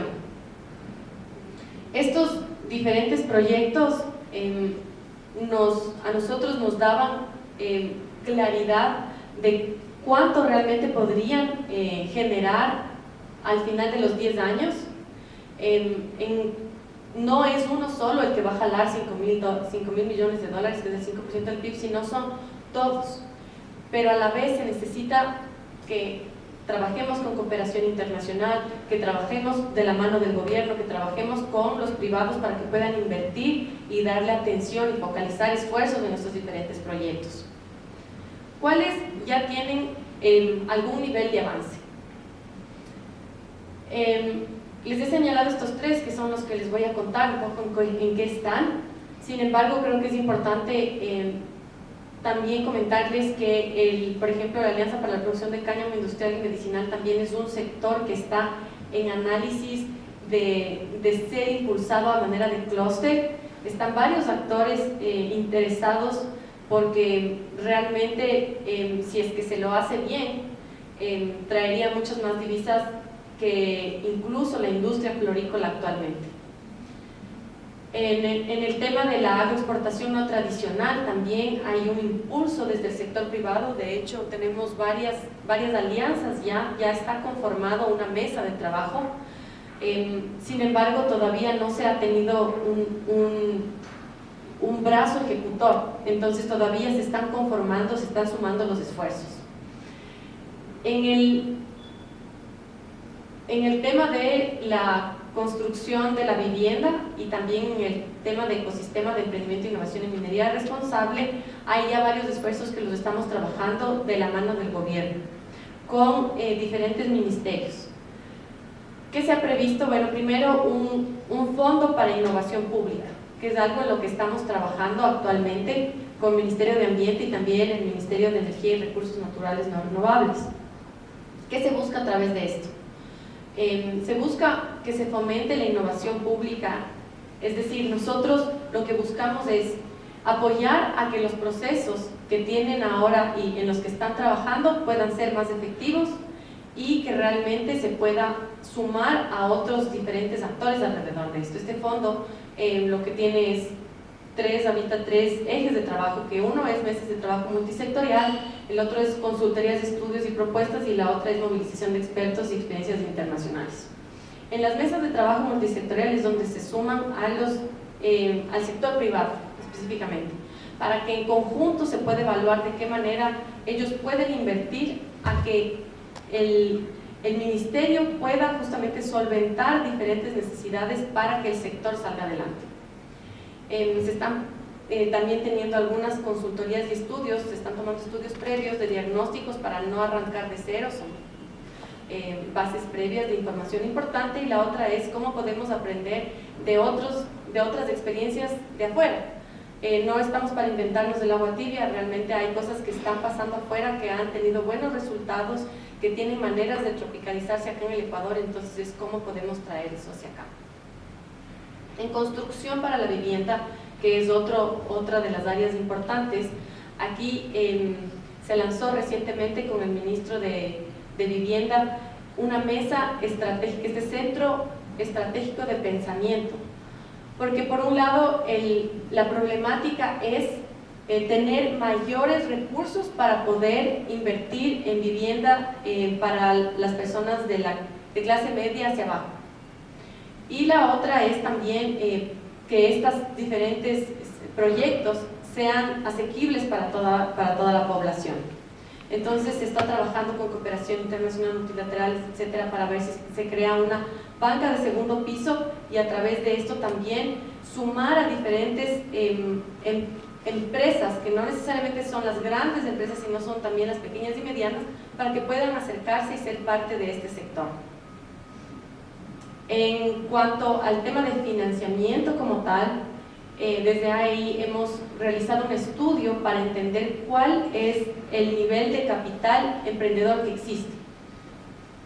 En el gráfico de barras pueden ver que tenemos el capital comprometido, el disponible y el colocado. El comprometido es mucho mayor, es generalmente lo que se dice se puede invertir. El disponible es cuando ya no tiene ninguna traba, digamos, para poder invertir directamente, y el colocado es mucho menor a lo que tendríamos comprometido. Hay varios temas en los cuales estamos trabajando desde el fomento y la mejora de este marco regulatorio para que pueda haber mayor capital invertido directamente en los emprendimientos y en las empresas. ¿Por qué es importante esto? Porque la causa más alta que los emprendimientos quiebren o fallen desde que están creciendo es la falta de capital, en el momento que ya necesitan diversificar su producción o crecer. ¿Qué existe hoy por hoy? Este es, digamos, un mapeo de lo que nosotros consideramos el capital emprendedor en el país, de lo que hemos podido mapear desde la AEI, y está dividido por etapas. ¿Por qué? Porque de acuerdo a la etapa en la que se encuentra el emprendimiento, el tipo de capital o fondos que reciban es distinto. Si es que están en idea, generalmente requieren un capital que es llamado el de familiares y amigos. Son básicamente las fuentes de financiamiento que tienes a la mano para poder arrancar, para poder crear tu prototipo. Estás todavía haciendo varias pruebas para ver si es que eso no es la idea. Ya cuando tienes, digamos, la empresa creada, formalizada, ya hay otros tipos de financiamiento, que puede ser crowdfunding. Actualmente con la ley de emprendimiento se habilita el crowdfunding para que incluso sea mucho mayor en el país. El crowdfunding permite que tenga un proyecto varios donantes o varios inversionistas alrededor, no necesariamente una gran suma, pero entre varios ya podrían tener lo que requieren, ¿no es cierto? También existen ahí dos plataformas, Green Crowds, que ha funcionado como PNUD, y una nueva que la mapeamos que se llama Ignatus. Capital Semilla también es otra forma de financiamiento que es no reembolsable y que se requiere en grandes cantidades al inicio del emprendimiento. Esto, por ejemplo, en Latinoamérica, en Argentina, en Chile, en Uruguay, es cerca del 50% del total de la inversión o del capital emprendedor que existe. Acá en Ecuador no llega ni al 10%. Es muy pequeña la suma de capital semilla, y es importante que se sigan creando nuevas fuentes para que sigan naciendo y puedan dar el salto entre la idea, el prototipo y luego la siguiente etapa, que es ya lanzarse a las primeras ventas. Luego vienen otros tipos de financiamiento cuando ya están creciendo, desde la etapa temprana, cuando ya tienen una prueba de mercado, sobre todo. Son inversionistas ángeles y también el Venture Capital, que les permite a estos emprendimientos que ya están más consolidados poder crecer, poder exportar si es que es necesario, o poder crear nuevas líneas de negocios. Y luego vienen Private Equity Funds, También otra manera de financiarse es a través de la Bolsa de Valores de Quito, la Bolsa de Valores, perdón, que no actualmente está más dirigida hacia grandes empresas, pero este ha sido un mecanismo que ha funcionado en otros países al tener instrumentos dirigidos hacia pequeñas empresas. Eso es, en resumen, no quería alargarme mucho, quería comentarles cosas muy concretas de los programas y cómo de alguna manera se está logrando impactar a los ODS.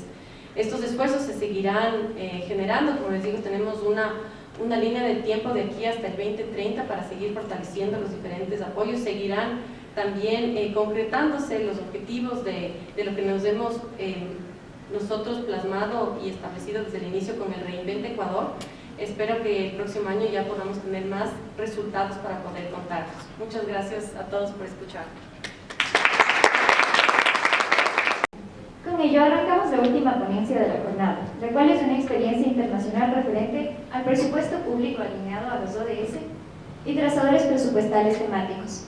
Para ello, doy la bienvenida a Mauricio Ruiz, quien es el coordinador del programa conjunto INFF Colombia en PNUD Colombia. Cuenta con experiencia en consultorías en desarrollo económico, gestión de proyectos y fortalecimiento institucional con el BID, Asian Development Bank, State Department, Australian Aid y el FMI. Es economista y magíster en economía de la Universidad de los Andes. Adelante, Mauricio, bienvenido.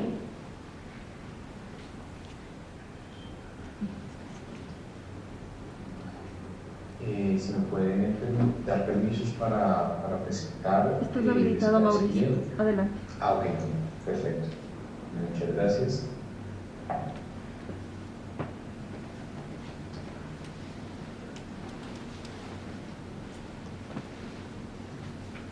Bueno, la invitación que me han extendido el día de hoy desde PNUD Ecuador ha sido para enfocarme y explicarles a ustedes el caso de Colombia en materia de los trazadores presupuestales y la taxonomía ODS que hemos venido identificando desde ANFF Colombia, coordinado por desde PNUD, desde la oficina de PNUD en Colombia. La identificación presupuestal es un tema que ha tomado mucha relevancia pues en la última década y más particularmente con los objetivos de desarrollo sostenible. A raíz de los objetivos de desarrollo sostenible se generan preguntas como ¿cómo estamos financiando los ODS? ¿De dónde están saliendo los recursos? ¿Cómo nos estamos asegurando que toda la población está siendo considerada, ¿no? Está el logo de Leave No One Behind, ¿verdad? El global que tenemos. Entonces, esos son tipos de preguntas que se han generado en la discusión global. Y en ese sentido, entonces, es muy interesante ver cómo la política pública, en este caso, ustedes que hacen parte también de entidades del gobierno, pues es, bueno, ¿cómo hacemos, cómo nos organizamos para ver qué parte del presupuesto está siendo dedicado a población vulnerable, ¿no?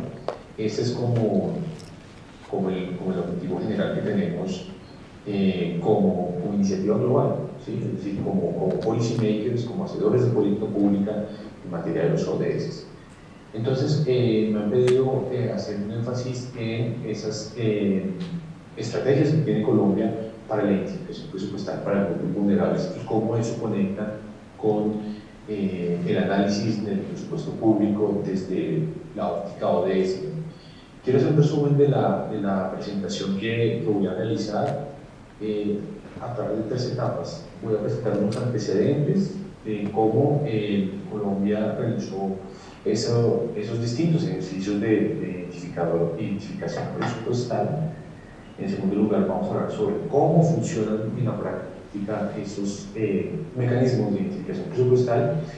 Y en tercer lugar, contar un poco sobre cuáles han sido esas mejoras que hemos visto a nivel de país hacia el futuro con esa identificación presupuestal que se puede llamar trazado presupuestal. Trazado presupuestal básicamente es entendido de manera global como una opción para tomar el presupuesto y decir esta parte corresponde para tal grupo. Esta parte del presupuesto se va para tal grupo tal. En inglés le dicen budget coding, en español como dicen trazadores presupuestales, también se dice justificación presupuestal. Hay varias formas de decirlo, ¿no?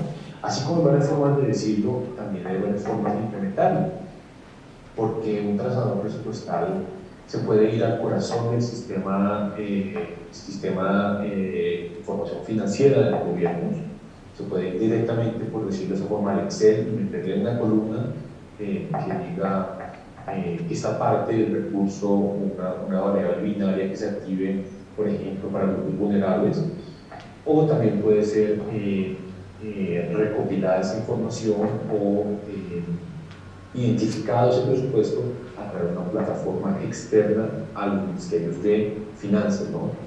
Depende mucho entonces de cuál es la voluntad que existe en el Ministerio de Economía y Finanzas, lo que se llama en el caso de ustedes. Depende de la voluntad que exista ya por meterle mano o hacer una plataforma separada al sistema de información presupuestal, ¿no? De regreso aquí al resumen que les estoy presentando, en Colombia los trazadores presupuestales han permitido organizar las entidades del gobierno sin un tema de múltiples ministerios para pensar en términos de qué cantidad de recursos del presupuesto se le están dedicando a población vulnerable. En Colombia actualmente contamos con 5 trazadores presupuestales. Aquí los tengo de manera cronológica. El primero que salió fue el para identificar recursos que se destinan hacia la población desplazada internamente, es decir, aquellos que por situaciones de conflicto o cualquier otra razón hayan tenido que ser desplazados de sus lugares de origen en las regiones hacia ciudades o hacia otras regiones.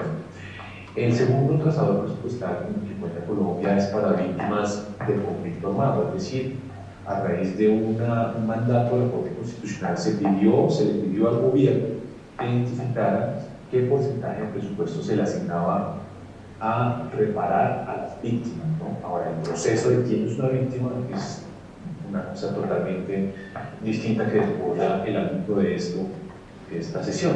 Sin embargo, cabe recordar entonces que existe un trazador para tratar de identificar qué presupuesto se le está dedicando desde el gobierno a la atención de víctimas del conflicto armado. Un tercer trazador que tiene mayor logro de avance ha sido el trazador para la equidad de la mujer, y tenemos en más detalle más adelante de ese tema. El cuarto es el trazador que surgió a raíz del acuerdo de paz que se generó con una de las guerrillas y a raíz del mandato también de la Corte Constitucional se empezó a identificar recursos de los ministerios que estaban siendo asignados a el cumplimiento de paz. Y también finalmente tenemos un trazador que identifica qué tanto presupuesto se dirige a grupos indígenas, grupos afro, comunidades rom. Esto también un poco más desde el punto de vista de ese enfoque diferenciado. Esos son los 5 trazadores que existen en el momento. El proceso, básicamente en resumen, está muy resumido, existe un mandato legal o político que activa a las partes del gobierno, a los ministerios, a las entidades. En una segunda instancia, el Ministerio de Hacienda de Colombia, o en este caso, pues, si es de interés de ustedes, Ministerio de Economía y Finanzas y el Departamento Nacional de Planificación establecen unos sistemas de reporte, es decir, le dicen a las entidades cómo deben reportar su información. Y en tercer lugar, pues, los ministerios y las entidades consolidan esa información y la suben a los sistemas o al mecanismo que haya designado el Ministerio de Finanzas para el reporte de ese presupuesto. En términos de qué hay por mejorar, pues se ha identificado que existe un gran subreporte por parte de las entidades a los distintos temas. Adicionalmente, más que identificar presupuesto actual, lo que estamos tratando de hacer como iniciativa global es entender qué brechas de financiamiento existirían de aquí a 2030. Y en tercer lugar, pues tenemos aquí que hay ciertas metodologías que pueden fortalecer esa identificación presupuestal. Una de esas es la taxonomía que estamos desarrollando desde ANSES Colombia, específicamente en PNUD, ONU Mujeres y UNICEF. Ya entrando aquí en el detalle de la presentación, quiero enviarles el mensaje de que el éxito inicial de un trazador depende de ese mandato, ya sea político o legal, que empuja a las entidades, a los ministerios a realizar el ejercicio. Al menos en Colombia, no sé cómo es el caso de ustedes, pero sí, básicamente una corte o alguien de alto nivel, a nivel de vicepresidente o algo así por el estilo, si no se lidera políticamente o bien de un mandato legal, es muy difícil poner de acuerdo a todas las entidades del gobierno para que hagan un solo ejercicio, en este caso la identificación presupuestal. Entonces, de manera general el proceso ocurre, y por eso comienza a la izquierda, cuando existe un mandato, ya sea político o constitucional de muy alto nivel, que identifica a las entidades responsables del informe. Dicen, por lo general es el Ministerio de Finanzas. Necesitamos que el Ministerio de Finanzas envíe un reporte anual, por ejemplo, al Congreso. Ese es el caso con el trazador presupuestal para la equidad de la mujer. El gobierno le dice al Ministerio de Hacienda: usted debe presentar, ayudarnos al gobierno que representa, a presentar en el Congreso ese reporte de qué tanto con el presupuesto público se está apoyando la equidad de la mujer. Entonces, eso activa al Ministerio de Hacienda y en el caso de Colombia también el Departamento Nacional de Planeación a establecer unos criterios de registro de la información, diseñan las guías y le dicen a las entidades ejecutoras, al Ministerio y a las entidades: usted debe presentar la información de esta forma. ¿Sí? Y posteriormente, con esa información, el Ministerio de Hacienda y el Departamento Nacional de Planeación consolidan esa información y presentan un informe, ya sea a la Corte o al Congreso. Ese es muy generalmente o muy resumidamente el proceso. Para esto, para que este esquema fluya de manera muy interesante, debe existir una fuerte coordinación interinstitucional, porque si el Ministerio de Finanzas eleva la solicitud de manera general a los ministerios, pero responden de manera diferenciada, pues ahí se entra en problemas, ¿no? Y ese es uno de los temas que hemos visto en Colombia. Adicionalmente, pues mencionarles que si no existe ese mandato de alto nivel, ya sea político o legal, el trazador tendrá dificultades en la coordinación y la implementación. Entonces, eso es supremamente importante. Siguiendo ya con el tema, los trazadores tienen grandes retos, los trazadores presupuestales o de identificación temática de un solo tema, tienen grandes retos. El primero es, como les digo, y he venido haciendo mucho énfasis en esto, los trazadores requieren un respaldo, ya sea legal o político, en el cual las entidades, ya sea el Ministerio de Finanzas o los departamentos de planeación, tengan el respaldo para decirle a las entidades: usted debe presentar información de qué parte de su presupuesto se asigna a tal grupo de población, y ese es el soporte que ellos tienen. Entonces, no siempre existe eso. Adicionalmente, los ejercicios de los trazadores tienen dos componentes: una es la marcación de la inversión y otro es la marcación del gasto de funcionamiento. En el caso de género, tenemos un gran subregistro en materia de inversión, porque los funcionarios que ya están en los ministerios y que deben reportar eso al Ministerio de Finanzas tienen problemas de identificar qué porcentaje de cada programa, en este caso de inversión, tiene efectos sobre género, ¿verdad? Por ejemplo, si se quiere establecer una estrategia para la reducción de la violencia hacia la mujer, cuando el Ministerio de Finanzas le dice al ministerio: bueno, dígame qué parte de su presupuesto como entidad se dedica a ese programa en particular, pues muchas veces los ministerios responden diciendo: tenemos de manera general X cantidad de dólares, pero nos sabemos qué parte se está dedicando específicamente a ese tipo de cierre de brechas de género, ¿no? Adicionalmente, otro de los retos en los componentes es que existe un subregistro en el gasto de funcionamiento, porque, digamos, desde el punto de vista de unas mujeres, solamente se debe identificar aquellos gastos que realmente aportan al cierre de brechas de género. Entonces, si un programa no está dedicado exclusivamente a género, eso o sea, no solamente para las mujeres, sino para la mesa en general, no aporta pues al cierre de brechas, ¿no? Tiene que haber una dedicación exclusiva al tema. Si en el caso de, por ejemplo, UNICEF Ecuador tiene interés en generar trazadores para identificar cierre de brechas en temas de niñez, es posible que se encuentren con ese reto de esa decisión. Le decimos a las entidades que reporten solamente aquellos rubros que tienen dedicación exclusiva a niñez, o les permitimos más bien de manera general. Esas son preguntas muy, muy importantes porque, digamos, se puede un poco aguar el reporte de la inversión, ¿no? En Colombia, por ejemplo, y siguiendo con el tema de gastos, los gastos de funcionamiento solo se pueden reportar los gastos de personal dedicado, es decir, solamente si existe personal dedicado al cierre de brechas de género, va al trazador de género en temas de funcionamiento. Adicionalmente, existe un problema de precisión en los reportes.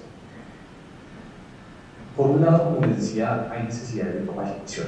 Los funcionarios que reportan esto no siempre tienen conocimiento de qué porcentaje de cada programa se va a un tema, ya sea género, niñez o en que decida el país, ¿no? Por otro lado, el Ministerio de Hacienda o el Ministerio de Economía y Finanzas no tiene mecanismos de verificación de la información compilada porque, por un lado, no tienen el mandato de auditar los reportes y, en segundo lugar, no tienen incentivos a entrar en discusiones sectoriales, ¿no? Al menos en Colombia, el Ministerio de Finanzas tiene una visión muy práctica de las finanzas, es decir, el presupuesto de las entidades y digan ustedes cómo lo quieren gastar. Entonces, de cierta forma, el Ministerio de Finanzas no tiene el mandato de auditar los reportes, ya sea de género, de niñez, de lo que ustedes quieran entrar a hacer, y eso genera unos problemas porque básicamente el reporte que generan las entidades es con lo que se puede. Y esto invita pues, a que si algún país quiere desarrollar esos trazadores presupuestarios, debe existir una fuerte capacitación de los funcionarios que van a reportar inversión. Y adicionalmente tenemos dos retos conceptuales en los cuales cada sector quiere su trazador, y eso es un desincentivo para el Ministerio de Economía y Finanzas, porque si un sector quiere un trazador para la equidad de la mujer y otro para la niñez, tengan la seguridad que van a existir, se van a multiplicar esas solicitudes a nivel sectorial. Entonces ya, así pasó en Colombia, empezó con desplazados, pasó a víctimas, pasó a comunidades indígenas y a comunidades afro. Entonces eso es muy, muy importante, contar con estas herramientas a nivel de gobierno, porque realmente se puede decir, bueno, este presupuesto va para tal población vulnerable. Sin embargo, en la medida que ese ejercicio se multiplica por 5 temas, por 6 temas, el Ministerio de Hacienda pues, pierde la capacidad de llevar a cabo pues, la centralización de toda esa información. Y esto nos lleva entonces a un tema también de política o de economía política, porque ha pasado en Colombia que los trazadores identifican pedazos de sus programas, como lo hemos venido diciendo, pero no son partidas exclusivas a grupo de interés. Por ejemplo, en los rubros de educación, claramente hay un componente que se va a niñez, hay un componente que se va a mujeres, ¿sí? Pero no son mutuamente exclusivos. Entonces, cuando se hacen estos reportes de identificación presupuestal de trazadores, se le dice a la población, aquí hemos identificado X cantidad de millones de dólares en presupuesto para un grupo vulnerable.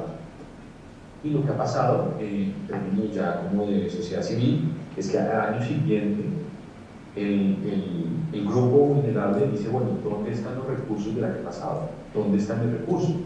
Pero entonces se pierde un poco como el enfoque de que esa identificación que se realiza son pedazos de distintos programas. No es un programa en sí que se le pueda decir, ah, sí, aquí está, y este es el seguimiento que hemos tenido, ¿no? Son pedacitos de distintos programas. Ese es un reto muy importante. Entonces, en la medida en que estos reportes se multiplican, tenemos bastantes limitaciones sobre la capacidad que tenga el Ministerio de Hacienda y el país en general en reportar. Porque así como hay retos para los funcionarios que reportan información al Ministerio de Economía y Finanzas, imagínense cuando tengan 3 o 4 temas a su cargo para reportar a nivel central, ¿no? Entonces, ¿qué hemos hecho desde Colombia? Hemos implementado una metodología sombrilla a partir de la cual se pueden hacer unos filtros por tema. Entonces, de esa forma, no hay que volver a reinventar la rueda cuando exista otra iniciativa de la sociedad para identificar presupuestos, sino que ya simplemente con una asociación temática del presupuesto hacia ODS se puede empezar a filtrar por tema, se puede hacer un zoom a cada uno de los temas de interés, especialmente porque los ODS son una metodología o un entendimiento conceptual que abarca muchos temas. ¿Me confirman si tengo 2 minutos más? Sí. Que si tiene 2 minutos más. Sí, está bien. Sí, Mauricio, avanza. Ok, perfecto. Listo. Lo que hemos hecho desde el programa ANSF Colombia, como les decía, liderado desde Perú, es hacer un análisis rubro a rubro del presupuesto público. Entonces, esto ocurre en 5 pasos. En el primer paso tomamos el presupuesto general de la nación, de PGN, pero básicamente el presupuesto general de la nación, y ese presupuesto está dividido en inversión y funcionamiento. A lo que me refiero cuando digo que tomamos el presupuesto de la nación, significa que el Ministerio de Economía y Finanzas nos facilitó el Excel de los 4.000 rubros de inversión y funcionamiento que resumían todo lo que hace el gobierno en esas 4.000 líneas de gasto para el 2020.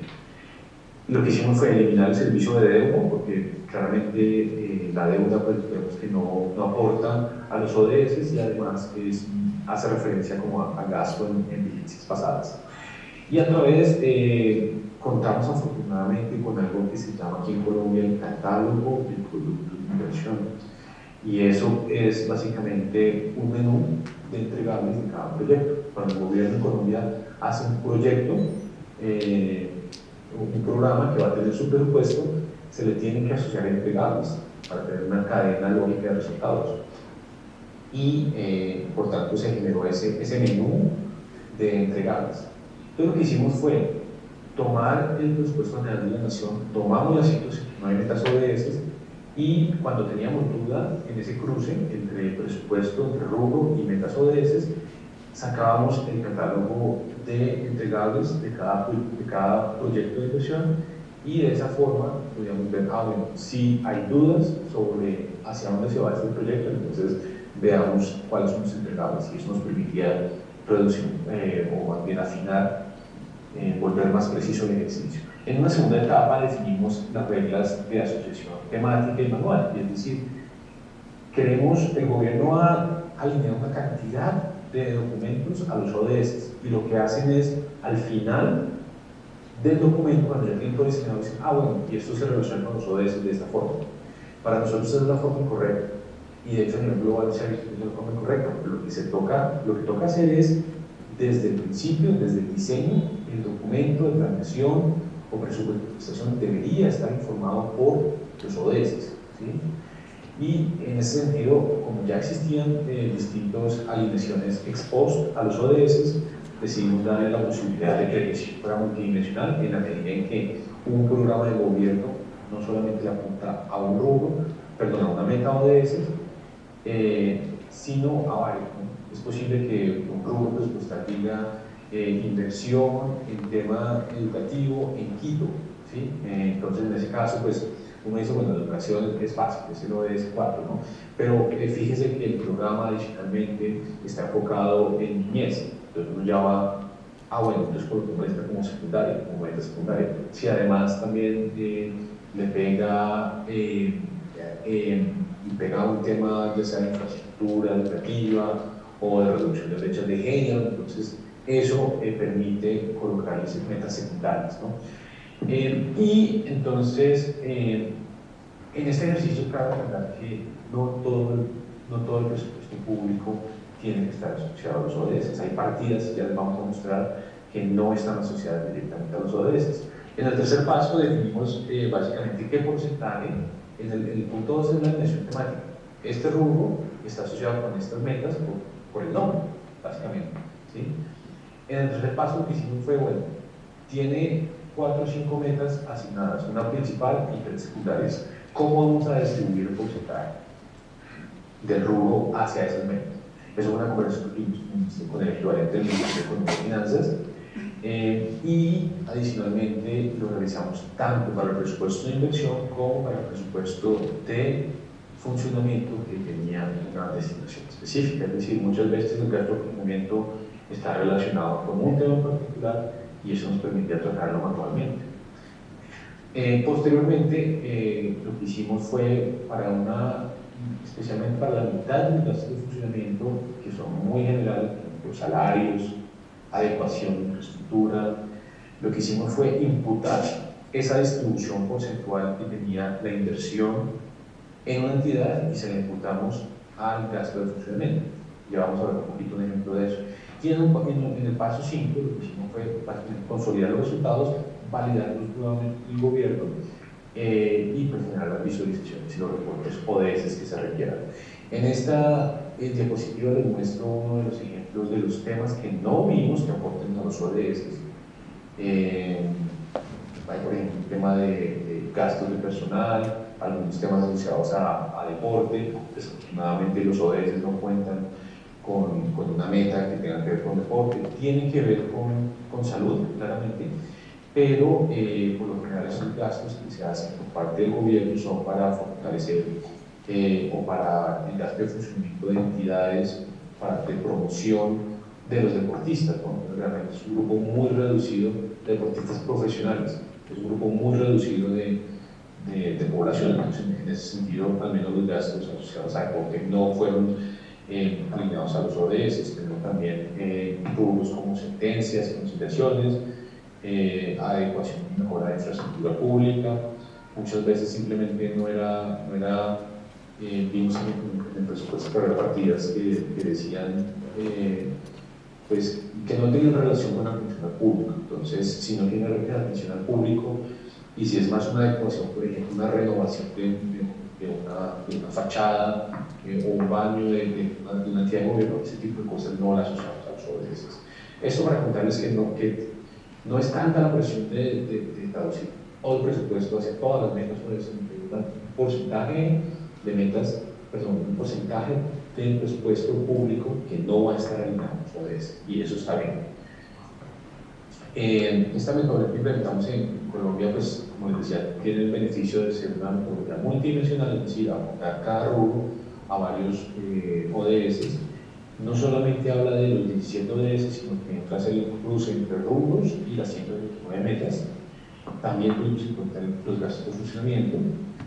Tenemos la presentación de los resultados a través de la clasificación funcional COFOG, que es como el idioma con el cual se puede hablar presupuestalmente entre países, y también tenemos la posibilidad de aplicar esa metodología a cualquier momento del ciclo presupuestal, porque así como a nosotros nos interesó la etapa de compromisos, puede que existan otros países que les interese la etapa de obligaciones o la etapa de gasto, ¿sí? No siempre lo que se compromete el país es lo que gasta, siempre hay como 10, 15, 20% de presupuesto que no se gasta en diciembre 31, y adicionalmente tenemos la posibilidad de extrapolar a otras vigencias el ejercicio que hicimos en este momento para 2020, ¿no? O que hicimos en 2 meses para 2020. En este momento, de hecho, estamos haciendo para el presupuesto que está en conversación para 2022.